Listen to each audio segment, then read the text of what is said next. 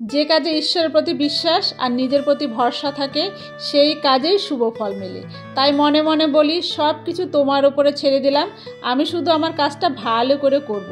তারপরে দেখবে শান্তি নিজে থেকে এসে হাজির হবে। নমস্কার, আমি ববিতাজ রসে সবাইকে স্বাগতম।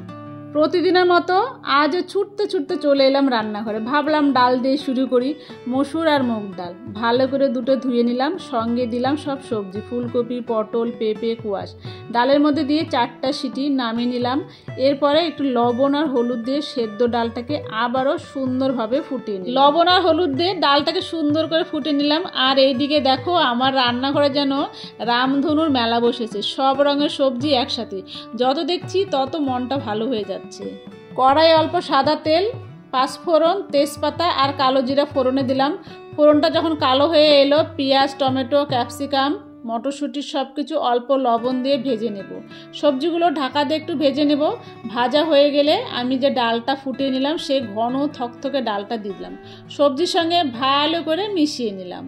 এই ধরনের ডাল যে শুধু খেতে ভালো তা নয়, পুষ্টিগুণে ভরা।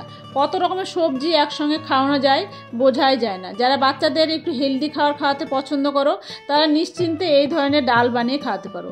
এক বাটি ডালই যথেষ্ট তাদের পুষ্টির জন্য। সবশেষে এক মুঠো ধনেপাতা দিয়ে নামিয়ে নিলাম আমার টেস্টি ডাল।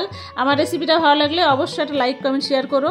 দেখাবে নতুন একটা রেসিপি নিয়ে পরের ভিডিওতে। ততক্ষণ সবাই খুব ভালো থেকো, সুস্থ থেকো, এনজয় করো। Thank you.